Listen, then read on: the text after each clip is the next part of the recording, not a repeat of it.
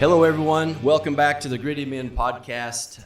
We are here to equip, encourage, and inspire God's men to live God's way for God's glory. In today's podcast, I have a very special guest with me all the way from the big state of Alabama. This is Josh Sparkman. So, Josh, welcome to the podcast today. It's a privilege to be here. I appreciate the opportunity. Absolutely, man. Look forward to what God's going to do here. So, hey, if we look tired, there's good reason for it, right? Yeah, that's right.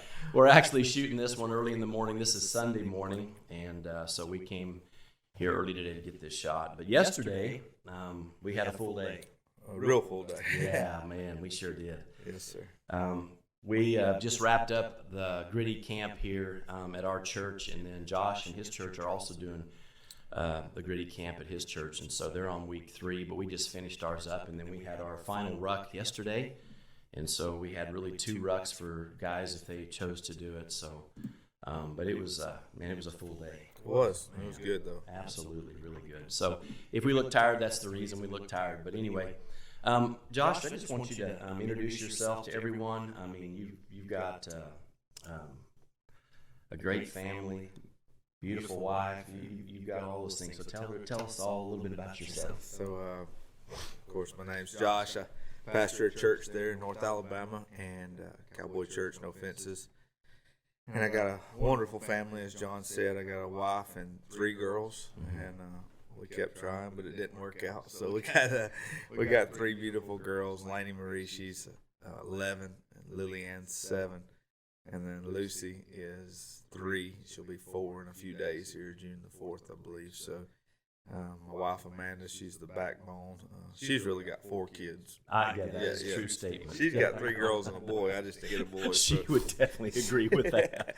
So she's got me, and so the Lord's just been good to us. We've just been grateful to be part of His plan and get to be part of what He's doing.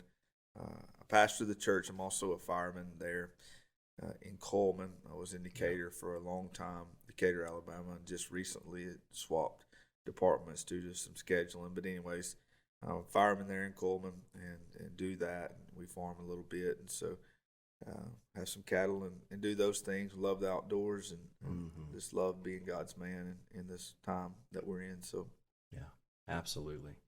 It is an incredible time right now to be a kingdom man, isn't it? It is. You got to realize that you are the rarity, I guess, the minority. Absolutely. In the time that we're in. But I think it's still, I noticed this being outside of the church. Inside of the church, sometimes I think you can feel like you're surrounded by people like you a little bit, in a sense. Outside of the church, in the fire services, it's easy to see that there's still respect for God's man. There's still something inside of every person that realizes that there is a God space, that they and so I get to be a part of that outside of my normal doings at the church, and that's a blessing in my life. So so gives you lots of opportunity for a unique ministry, doesn't it? For sure, absolutely.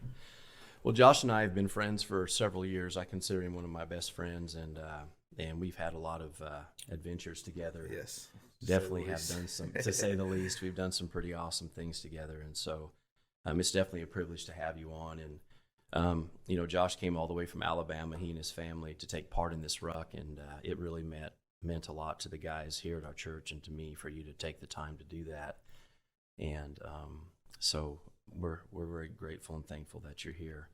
And I know that this morning we talked about, I just want to read a verse out of Ecclesiastes and talk about the importance of friendship. And, guys, we really do need some good friends, godly men, great influences in our life, guys that we can count on and trust. And to be honest with you, I mean, they're more valuable than gold, because you don't get a lot of guys like that in your life. And when God brings those men into your life, it's really a gift from God and something to be treasured and appreciated. And I definitely feel that way with Josh, that he's one of those men that God has brought into my life.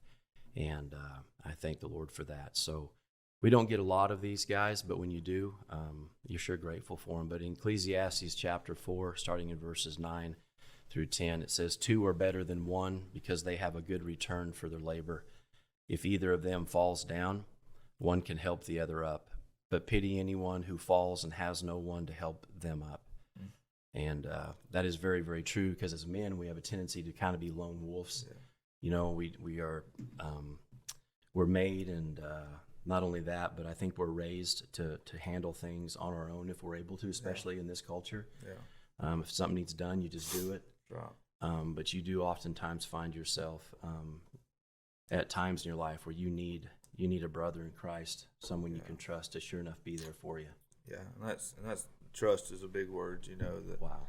When you start talking about friendship and the person that you have with you, you know, I think back over times in my life where I was so thankful someone was with me. You know, and you think about in God's Word, all the people, all the men, God's men, who when they got along got in trouble. You know, David got along, got in trouble. Sure he did. You know, but times in his life where he had men like Jonathan who was there to help him up and move him along. You know, Paul had men in his life, you know, that were there with him. You know, and you know, and if you go all the way back to Moses, you know, when he was talking to God, he's like, you know, I can't do this. He said, well, I'm going to send you a man to help you. You know, and you think about that in your life, you know, and I think it's so vital. Like in the fire service, you know, that's like the number one, you know, end all do all type concept is you don't go into the building alone. You know, you don't do it alone. You know, and we train as a crew to know that who's with us. You know, to know what that person's capable of, to be to trust that person in a sense, just from a career aspect, but whether it's ministry, whether it's in the backwoods, we'll talk about that in a minute, but whatever we're doing in life is so valuable to apply God's precepts and concepts, especially when it comes to two being better than one. You know, I can't remember the exact numbers, but you know, if you put one mule, he can pull so much, you know, and you harness him with another, it's not just double, it's 3 times. Right. Yeah. You know, and then you put a team and they can pull. Oh, it's a crazy amount more than what just one of them can pull. And that's so valuable for our lives. So it is. You know, 1 Corinthians 15:33 says that bad company corrupts good character. So in the same way, the type of men that you place around you in your life are very, very important. And because of the reality is that, you know, that type of character of an individual is something that affects those around him. Yeah. And even Jesus, I was thinking about this morning, you know, it's fascinating to me that all Christ did have 12 apostles that he selected himself. There were certain times when Jesus took just the inner 3. I call them the inner 3. Yeah. Peter, James, and John. I think about that moment when he took them up on the Mount of Transfiguration. Wow. And he was transformed before them. Wow. And Moses and Elijah met him there. And I think, wow, how incredible that must have been. But it seemed even Jesus had 3 that he was very especially, you know, close to, right. Even in that group of 12. And I think it's that way. I know there's a lot of men that watch this and will be watching this that probably are kind of lonely. Yeah. You know, I talk to men all the time that kind of feel isolated and alone. And you don't need a huge group. You just need a few. Yeah. And I think that's an important thing. And well, the truth is that there's really only going to, in my experience, I don't know this is for everybody, but there's, even when you're surrounded by hundreds or thousands of people, there's really only going to be a few. Yeah. You know, you think back to high school, you had a group of buddies that you ran with, and, you know, we played ball and all those things, and there's one I still talk to today. Yeah. And at that time, you know, you thought that would never end, you know, right. that this is my tribe, this is who I'm going to stick with, this is my boys. But, you know, there is only a few. There's only a few that, and, you know, something I have kind of always thought about, I heard a teaching a long time ago. A friend of mine, Trey Johnson, taught on the relationship matrix and how certain people in your life are meant to be certain things. Sure. You know, some people are meant to be contacts, and that's all they'll ever be, is just a contact. Mm-hmm. Some people are just meant to be acquaintances. You know, they're just yeah, I know them, but we don't, I don't have a whole lot of, outside of just, hey, how are you doing? Walking through town, they're just an acquaintance. And then some people are meant to be friends, Yeah. and some people are meant to be family. Mm-hmm.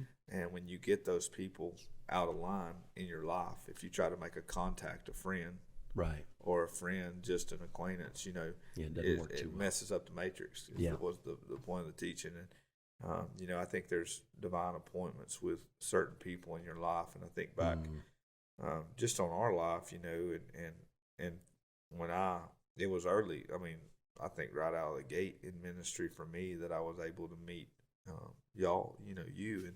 And from that point, God's, done a work through that. And the thing is that, we talk maybe twice a month, Right. but at the same time, there's been crucial moments in our life where that divine appointment of it being me and you and not me and somebody else has been important for me, Yeah. know. So I'm thankful for that. Absolutely. I think one of the things when it comes to that is asking God, to give us those people, to let our eyes see who those people are in our life, give us the spiritual mindset to think, Absolutely. who is that person? Who is God intending to be that man in my life, that friend in my life that I can share those, deep truths with and I can count on when times get hard. So, yeah. Well, I think too, we spoke about this just briefly yesterday, but sometimes I think like the word trust there is a very, very important thing. And whether it's marriage or a friendship or business, whatever it is, if that trust is ever violated, you find that it's very, very difficult for that to ever be reestablished. Absolutely. And I've seen that a lot in marriages when I do a lot of counseling with couples that have gone through infidelity or whatever it might be, and it's very, very hard for that trust to ever be established again. But I've even found in ministry, especially for some of you pastors out there that might be watching this or will be watching in the future, I find that leadership or ministry in itself can be a very lonely place, in a place where trust has been violated by people you never thought might do that. And over the years, it can make you cynical and, not as willing to trust. And so I think that's something we have to guard our hearts against as well, too, Yeah. I think, because that can...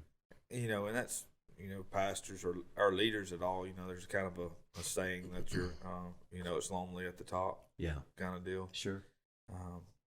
And part of that is on us too, because we have been hurt so much. It's hard to venture back out. Right. If it's gonna be done right, I'm gonna do it alone, whatever. And then people, we kind of guard our life so much from that. Right. And so, I think it's important that we understand how valuable it is. Just like in Gritty Man here in the camp we've been doing. One of the things, there is a lot of self-accountability because that friend's not always going to be there with you. Absolutely. You got to have it. But there's also a time of where we need the Johnsons in our life to say, what are you doing? Right. It's Right. like, why are you, don't eat that. You said you weren't going to eat sweets during this deal. Don't eat that candy bar. Right. Yeah, and, man. And, stay committed. That's right. Yeah. Or to say, hey, why are you not showing up? Yeah. Or, why are you, I got one of my very close friends, Thad, him, he's very adamant that I'm with my family, which I'm very thankful for. I struggle with that, just being busy and he'll see me somewhere and he's like, what are you doing, man? Like, why are you here? Yeah. And I'm thankful for that, Absolutely. He's like, you say you're too busy to be with your family or whatever, but at the same time, you don't have to be right here right now at this place. Yeah. And so I'm thankful for that. Not only the lifting you up, but also the accountability of friendship, Right. And so I've seen that work in our group of men in Alabama for the Gritty camp. I've seen that flesh itself out, just holding one another accountable, you know. And I've heard the guys say several times on the group rucks, I probably would have turned around if there wasn't a group of men here that were still going forward. Absolutely. So, and and we've seen just the the application of having someone there with you work out in our life. Sure. If you want to kind of share a little bit of that story, we can kind of go into that. Yeah, I can share some of the backstory of that. Josh and I both love to hunt, and so that's one of the other things we have in common. But last year we went to Idaho on a spring bear hunt, free chase, and so we didn't really know the country very well. So our first destination was the Selway Wilderness area, and we got up there, and it was in Montana where we had to actually go into the Selway into Idaho. But the snow had stayed around later that spring, and so when we got to the trailhead area, the road leading up to it, of course, we ran into snow about 5 miles from the trailhead, and couldn't pass it. So we threw our packs on and we hiked up to the trailhead, which was brutal in and of itself with all that snow. I was thinking, what kind of friend are you? Yeah, I know. And you're trying to, yeah.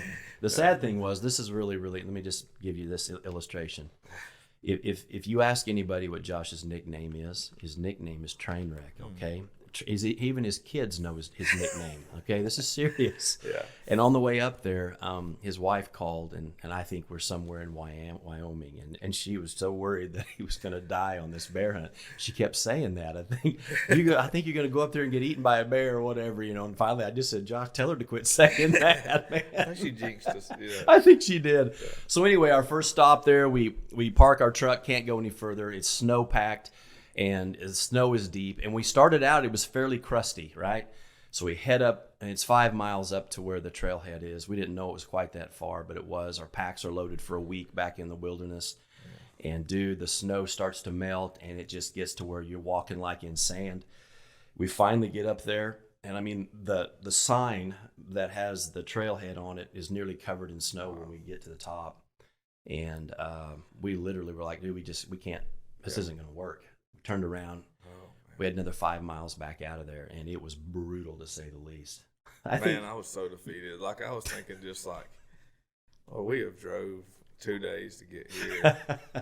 and and I think we really had high hopes of that Selway area. Oh, absolutely, yeah.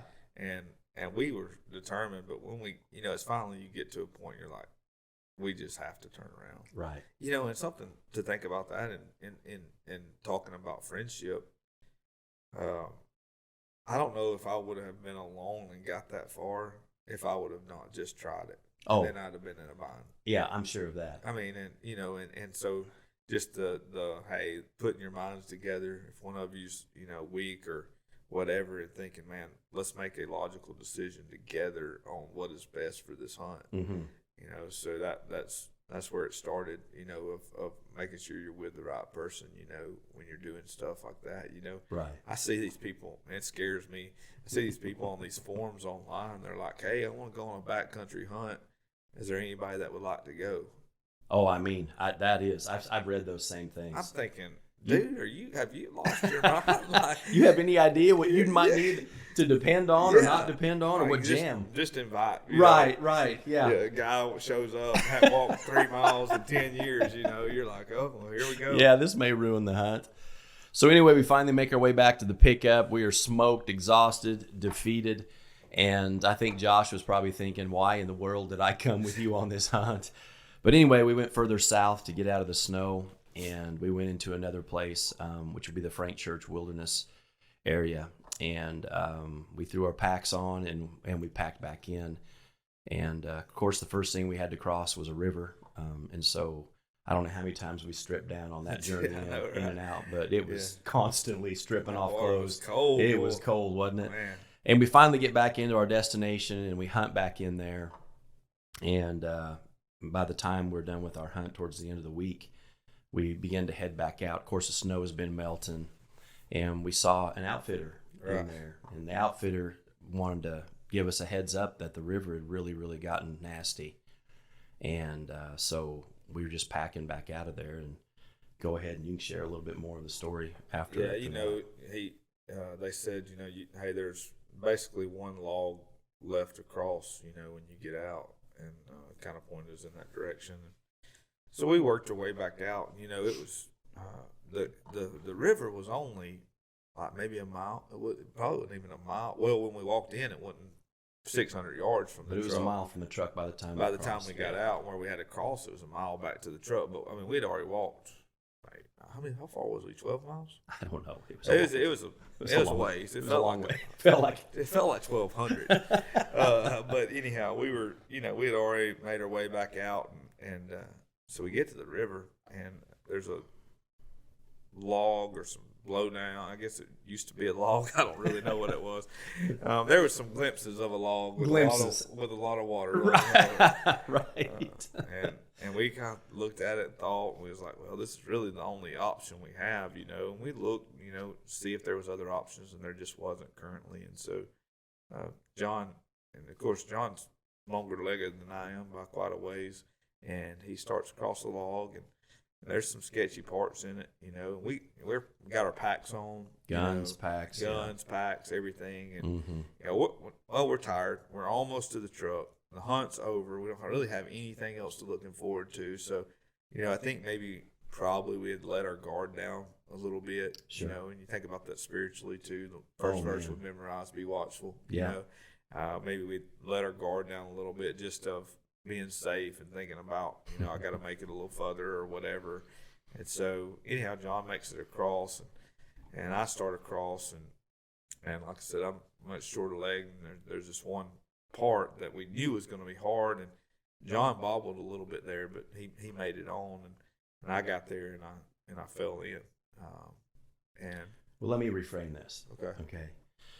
The water's already, I don't know how deep, but I mean like deep, like, up here deep. And you have to cross the side of a log because the water current's so strong that if you couldn't, it'd just wash you down the river. Right. So we get up against that log, and it's pushing against you, and we're going over there. But the problem is halfway through the river, there's a gap between a huge root ball that you could grab onto, and the log we were on was so deep that now water's just flowing over that. And I was able to just, with one hard push, reach out and grab a root, and that was able to pull me up on the root ball. Yeah. And so this thing is flowing like crazy, right? And then Josh gets to that point, and when he does, he's lower in the water than I am. So, your pack is filling up with water at this point. Right. Dude, it's sucking you down, and you reached out to grab that, and that's where that current just pushed you. You kind of twisted me a little bit, yeah. You grabbed onto one stick, man, that was wedged in there. Yeah. And I had, go ahead. And and so when that happened, at first I was thinking, all right, I'm in a bind, but I can get myself out. You're up here now, water. Yeah. It's up to your neck. And then I realized, and this has come back to my training in the fire service, I'm thinking, okay, the first thing you do if you get really, really stuck is try, if you can't do it with your pack on, your SCBA, start unclipping. Well, I try to do that because I'm thinking, okay, my pack's weighing me down. If I can get this pack off, I can pull myself out, I think. And so I start trying to do that. And I couldn't feel my hands. It was the water. The water's so cold. That's another thing. The water was freezing. Your legs just burn. You're just so cold, man. Yeah. So cold. Yeah. And so I, at that point, I knew that it was, I knew it was over. Like I knew I personally on my own was done. Yeah. Like I could not go no further, and I really didn't know how you would even be able to come get me. You know what I mean? Like because of where it was, where you had to jump, and so I was thinking and guys, if anybody knows me that's listening, I've had a lot of craziness in my life. Hence the nickname. Yeah, train wreck. I get in some things in life. I really didn't expect to live to 30, so everything over that's been you ran hard and fast. Yeah, still do. It's been a bonus. So, anyhow, so we get to that point, and I am thinking, well, this is it, and for the first time in my life, I really, and to be honest, I almost, for a sense, got a sense of peace of like, it's okay, it's over, but it's over, and that's what I was thinking. And then I remember, I think I looked at you as like, come get me, or somehow gestured, you knew, hey, I just said, hey, can you hang on? Yeah, can you just hang on? And you didn't know. I didn't know. You just, I don't know. But you did. Yeah. Yeah. That was the thing too. I forgot about that. I didn't know. Like I really didn't. He said, "Can you hang on until I get to you?" And I didn't know. Yeah. I really didn't. And so I'm gonna have Weston, when we edit this, put this picture up on there. And here's the thing, guys. When we were doing our hunts, like anytime we were doing something sketchy or whatever, we would video each other. So this is like if we're coming across a bad log over a creek or whatever, we're crossing it or whatever, and we're just videoing each other, coming and going, just crazy stuff. But anyway, on this one here, I was videoing, and he videoed me as I went, and then I was videoing him. And so when you see this picture, guys, don't think that I was just. you're just out for a leisure. Because my wife's like, John, that looks terrible. Here your friend's about to die, and you're on the bank with a video camera running. No, I wasn't. I was videoing as you were coming across there. But as soon as you were in that jam, I threw the phone. And I remember that happening. And to be honest with you, I don't know even myself how I got from the bank across that next gap to the root ball, and it was just like we were there, just that fast. Yeah, and I remember when you got there, did you get a hold of my gun barrel? I got a hold of your gun barrel, but I could see your face, dude. When you see somebody that they're thinking it's over, that look it's a serious look. It's not a joke, man. And I just remember you hung on, and I know you were just hanging on with just grit. That's all it was, man. Because your pack was completely submersed.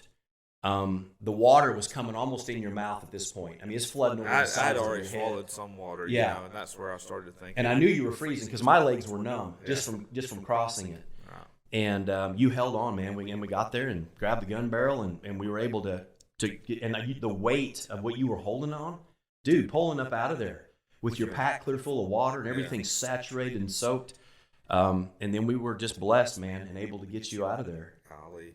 And I remember thinking, and I think we even said this just directly after this, man. Like I don't know that I would want to be in that situation. I can literally one more person in my life that I think I would want to be in that situation with.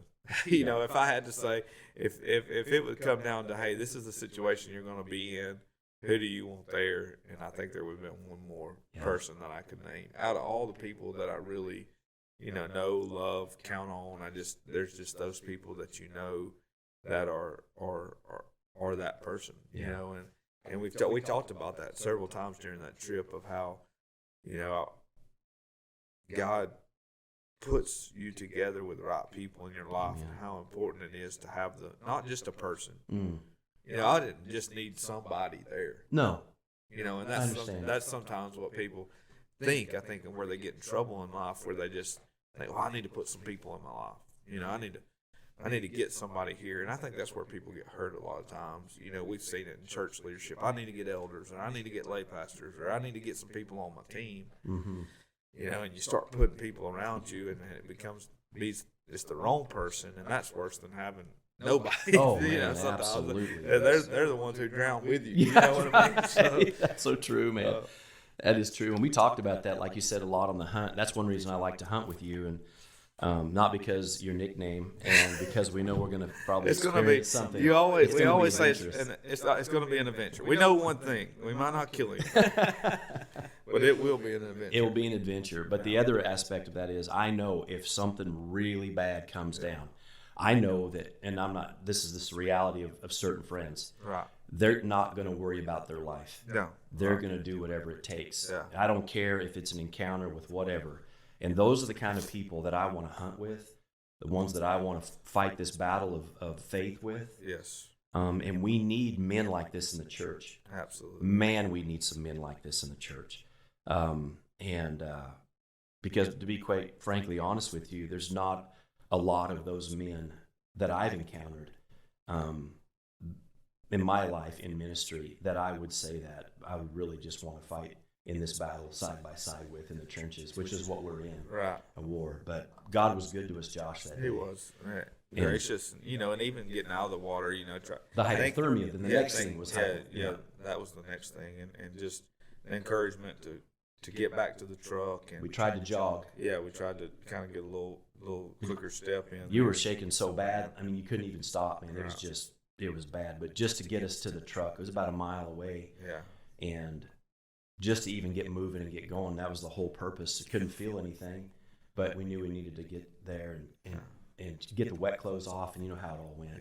Yeah. But man, God was good to us that day. Yeah, he is always good, though. He is, for sure. Kind of from an application standpoint, I think that when we start thinking about this concept of friendship and putting people in your life, and I encourage people to go do stuff with your friends. If you hunt, and you're kind of a loner or whatever, invite a friend. Tell them to come. I bird hunt a lot, and I love just being there with me and my dogs. I mean, sure. But again, they're kind of like a friend to me. But there's still something special when you're there with somebody. And when I say all that, even like with cattle, going to catch cattle, there's times where I could do it alone, but man, there's more times than that where I'm thankful somebody was there to go get the truck, or somebody was there to get the trailer, or somebody was there to throw me another rope, or somebody was there to tell me to tighten my girth. Yeah. No, that's number one. That's the number one. Yeah, because you never tighten your girth. No. So, I like my horses to be comfortable. Yeah. If you get good fitting saddles and a good fitting pad, the only time you need your girth tights when you rope something. Oh, my word. This is a whole nother story, but when we rode to Washington, D.C. from Texas. Oh, goodness. I look over there one day, and we're riding along the highway, guys. We just, this is the whole trip, man. Almost 900 and some miles. It's just cars just flying by you. And I look over there at Josh's and look at his front girt. I guarantee you there was 4 to 5 inches. It's just sitting down there swinging. I said, Sparkman, you're going to die, man. And anyway, that's the story of how he kind of lives his life. But man, I was thinking about this whole podcast, and it comes out of a book that I encourage all men to read. It's called Manly Men by Mansfield. Yeah. And there's a chapter in there on friendship, and there's a quote by John Wood. Can't read it. Warder, whoever that is. He's a doctor. But anyways, it says, no distance or place or lapse of time can lessen the friendship of those who are thoroughly persuaded of each other's worth. Mm-hmm. That is good. And yes, it's very good. And I think that's what friendship really looks like, is that we are thoroughly persuaded of each other's worth. And that's where because when you're persuaded, and I think this comes as another application, when you're persuaded that somebody is worth whatever to you, I mean, you'll fight for that. Sure you will. And you'll also fight for them. Mm-hmm. You'll fight for your friendship. You'll fight for what's best for them. I know one of my really good friends has been through some bad relationship issues, and man, just during that time, I remember how I was almost as heartbroken as he was for him, and I think about like, because he's worth so much to me, sure, as a friend, and when we're truly persuaded of each other's worth, nothing can lapse. No time, no distance, no hardship can lapse. Get in the middle of that, and that's what friendship is. It's being persuaded truly that John Riggs is worth everything to me as a friend, and the same thing with you and whoever that is in your life. And I know you're listening to this. Some of you are probably thinking, "Man, I just don't have that person in my life." And I've been in times where like that, but I had to discipline myself, and it comes back to the whole discipline of being a greedy man. To put those people in my life, to allow those people to have a role in my life, to allow those people. One of the things is to allow those people to help me. And I was talking about letting somebody go with you. Test their worth.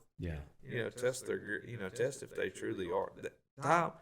Time and togetherness and being in the same place for a little bit. I know working on crews in the fire service, there's guys right now that I would, we say would charge hell with a water pistol. It's kind of our slogan with. And there's some guys that I don't know if I'd fight a garbage can fire with them. Right. You know what I mean? Just being around and being in their presence and just figuring them out over time. And so you've got to cultivate that friendship. So right. Man, that is very important too, to remember that. I think another thing that's important too, especially talking to people about relationships and friendships, is you need to establish those fences and boundaries based on relationship. Right. Not everybody is in the close circle. They're just not there, but you are the one that determines who is and who isn't.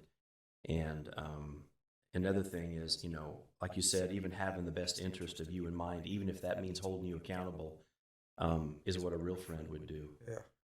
In some of those cases. But the other thing is, someone that can build you up, can encourage you, can speak truth into your life, that has value, meaning, knowing that it's coming from the Word of God or sharing Scripture or whatever, knowing that they have your best interest in mind either way, whether it's to call you on the carpet about something or to encourage you in some way, knowing that that person has your best interest in mind is a valuable thing to have in a friendship. And when you find that, you just are you're blessed, man, to have that in your life. And respecting those boundaries too. Yeah. As a friend, understanding the boundaries and thinking about, for me, just like mine and your friendship, like I think we realize how busy each other are. Yeah. I've had people get upset with me or mad at me or think that I was less of a friend because I didn't answer the phone when they called, or right. And they just call, and really that put a tight whatever wedge in our friendship. Sure. And so respecting some boundaries too in your friendship of knowing who Right. I feel like, for me, I feel like that if my phone rings and it says John Riggs or Thad Payton or the list goes on, like I know, hey, this is probably important. And if I look down and see that you've called, then it's important for me to get back to you. But I also know, hey, I don't really need to just call every day to say good morning like I do to my wife. You know what I right. mean? Yeah. We've all had those people who, right. who are trying to press themselves as a friend, and they're just not meant to be that. That's really, if a pastor's listening to this, that's really a hard place. Oh man. From starting your pastoral role till, I'm 12 in. How many years have you been in ministry? About 20. 20. Yeah. To realize that some people I'm just meant to be their pastor. Yeah. And some people I'm supposed to be their friend. Sure. And balancing that is very hard, because once you start with a concept like manly camp, you almost, people think, oh, well, maybe this is supposed to be my friend, and you have to allow the Spirit to give you those checks and balances in your life. Absolutely. Allow the Holy Spirit to guide you to say, okay, let this person be part, or just be their pastor, That's it. And it's really going to save you. And this is just a kind of a tidbit for pastors that might be listening. It saves a lot of headache and heartache if you realize who you're just supposed to be their pastor and who you're supposed to be their friends. So, yeah. I think too, just along those same lines is over the years I've had to learn that, speaking primarily to pastors here now, is that the people that you pastor are not necessarily always looking for a friend in you. That's right. And it's because you're their pastor. Yeah. And you can't be their friend because they need a shepherd and they need a leader. It doesn't mean you can't be friendly. That's right. Yeah, that's a good way to. But it just means that a lot of them don't want that. They don't want you to be that person, right? And that's okay, but you have to figure that out. But even in the midst of that, God will give you a handful of just people. And sometimes they're not even going to be a part of your church. In fact, I've found that most of the time they're people outside of my church, like you, Josh, and some other men.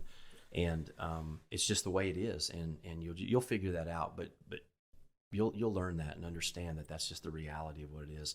And it's nothing wrong with it. It's just the way that it is. So it's okay. Yeah. and nurturing our friendships too. Not making sure that we do. Occasionally I'll just sometimes my dad is the world's worst. And I'm terrible about it. Used to worse. Younger than I am now. But I call him and he'd say, "Well, what do you need?" You know what I mean? Like, Right. because that's why I called him. Sure. But sometimes you just need to when you think about nurturing your friendships. Sometimes you just need to call somebody and say, "Man, I didn't need nothing. I just had you on my mind, and I was calling to check on you." I think that's vital to nurturing that friendship and building it into what it's supposed to be. To think about that when you do think about that person. For some reason, there's been times when I don't know. I say for some reason, I know it's the Holy Spirit's guidance in our life, but there's been times where, like, the Spirit's put somebody on my heart, and I've just, I've called them, and they're like, "Man, I'm so glad you called." Yeah. Man, you don't know what this phone call meant. Yeah. And I get off the phone and think, man, how many times have I neglected that phone call? Yeah. You know what I mean? God was leading you to. I was just thinking about you the other day or whatever, and I didn't call, and they needed me to at that moment, So I've had that happen a lot, and people have no idea that when they called, that even not long before that, I might have been just praying and saying, God, I could sure use some confirmation about this, or Lord, man, whatever the situation may be, and it could be within minutes.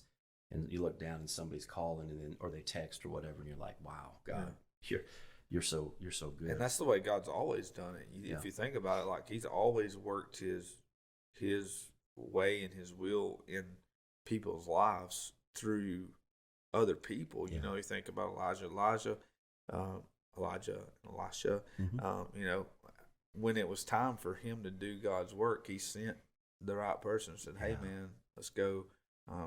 David, Jonathan, Paul, Barnabas. You have all these times where God used somebody else to deliver the message that He needed to, and it was a lot of times it was through friendships.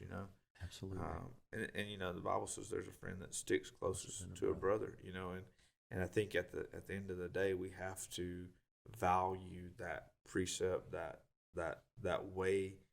That God has lined it out for us to be as humans. Absolutely. In this time that we live in, you're going to look around sometimes and feel like you are the only one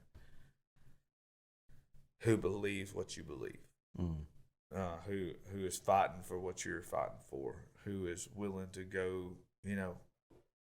When God said, I need to find that somebody to stand in the gap. And if I could just get one man to stand in the gap, we looked around and there was no one. There's going to be times when you feel like that, but I think if you're building friendships, nurturing friendships, keeping them healthy, then there's going to be those times in your life where you'd be like, well, I know there's one guy I can call. Besides, of course, Jesus. There's one guy I can call and he'll be here. He'll be with me. He won't judge me. He won't ridicule me. He won't. He might tighten me up, but he's not gonna run me in the ground. And that's so valuable. That one time in your life, and the times that we live, that that there's somebody that will stand with you. Yeah, man, you got to have that, don't you? Yeah, absolutely. Thank God for those men in your life. I know. Some of you men out there, just what Josh was talking about, I was just the other day, we men are different than women, obviously, in our relationships, because the way that we function as men, we don't do very good face-to-face kind of stuff. We do good side-by-side, shoulder-to-shoulder activity stuff. Yes. And so there was a young man that was on one of our weekly rucks, and he's in his early 20s. And, that's kind of when men talk, is when we're doing stuff. We don't just, grab a cup of coffee and talk often, but he was just talking to me about loneliness, being a young man and not being able to find other young men who love God and are serving God. Wow. And living for God. And he was asking me how he can find those men. This is good. Yeah. And so I just was telling him, I said, well, that's something maybe that you could begin to work on. What's a way in which we can connect like-minded men together in the hope of finding and developing relationships? And so number one, just begin to pray that God will bring that person into your life, because you don't need a bunch of them, because you don't really have time to invest that way in those relationships. And then also, like Josh, like you were talking about, begin to nurture those relationships by doing some activities together as men, and building those relationships. And I think you just have to use the sort gate as men come into your life, just like you do cattle. You do a sort gate, and it's not that there's anything wrong with that man necessarily. It's just not God's man for you to be that relationship in friendship with in that close place. You just sort that person. But when you do find one, you want to hold them in the pen and sure enough, really enjoy what God has provided for you throughout your life. And God gives you lifetime friends, and then he gives you seasonal friends. Yeah. And I've seen that as well. Yeah, you think high school. I mean, I wouldn't give anything for those guys, No. at that time. Yeah. Side by side having fun, Yeah. keeping me in check, and but too, those were just seasonal friends. Yeah. Talking about looking for those people, pray for divine appointments. Mm-hmm. I got a Bible at home that I got it. I used to rope a lot and went to a Allenbach camp. Mm-hmm.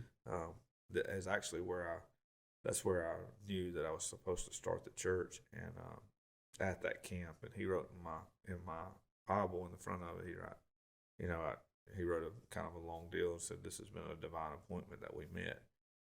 And I didn't think about that a lot at that time, but I think that over the years, how much interaction me and Alan's had, just doing ministry together. I went back and helped with some camps and cooked at some camps, and he's been to the church, and just that divine appointment, Mm-hmm. And so begin to pray. And what, that's a kind of a big word, divine appointment. It's like, oh, what is this, but really it's just saying, I want a God appointment. That's it. That only God could have ordained this moment in my life, for this person to show up at this time, or this kind of relationship.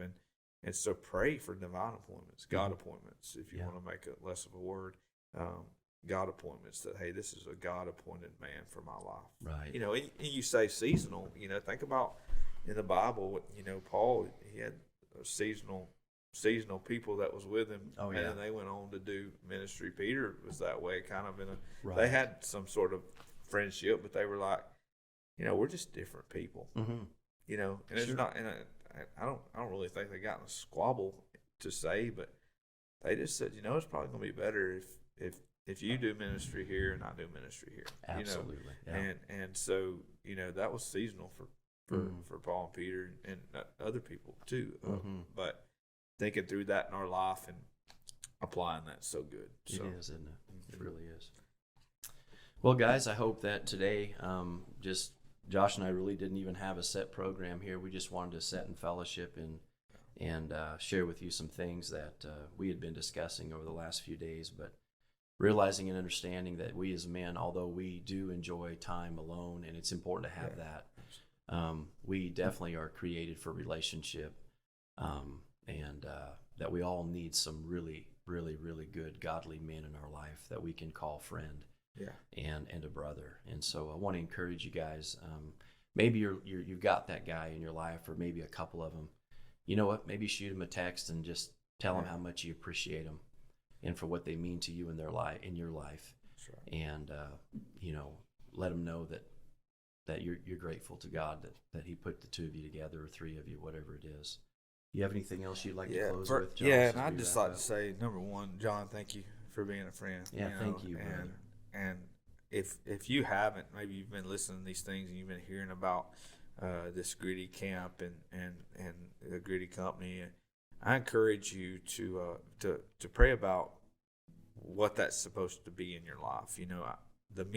The testimony that I heard yesterday, on top of Mount Scott, from these men, whether it was marriages restored, relationships with Christ being built up, discipline in their life, all of these things that I heard yesterday, all developed out of this Gritty camp. And I know you're working towards opening this up maybe and trying to allow some other churches to kind of use this this deal, you know, and for us, that's kind of what I just, you know, I was able to kind of be a test dummy, I guess, of doing it somewhere beside.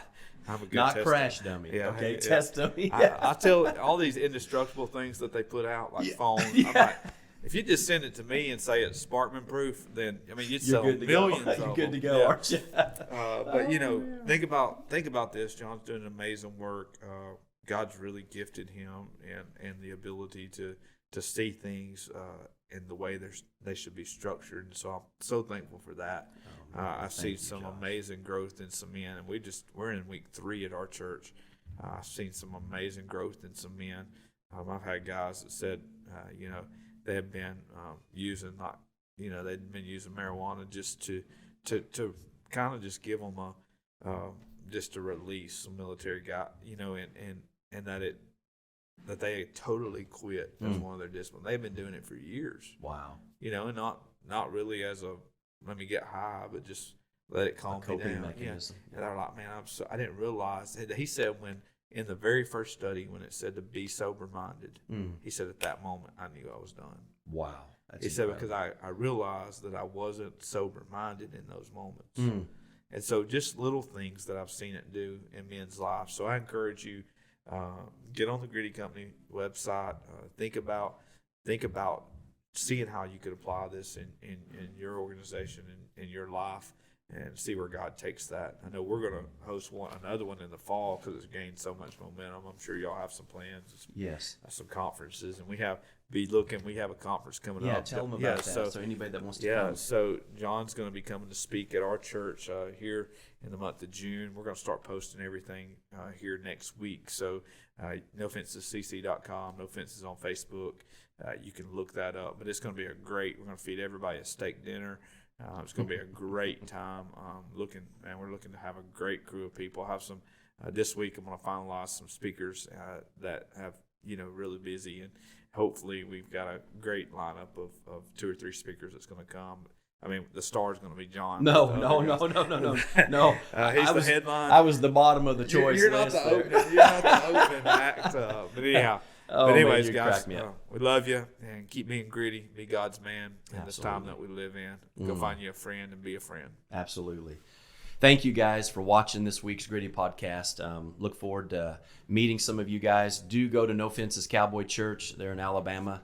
And look at their website. And I know Josh would love to have you guys come to their men's conference, or maybe you might be watching this from that area.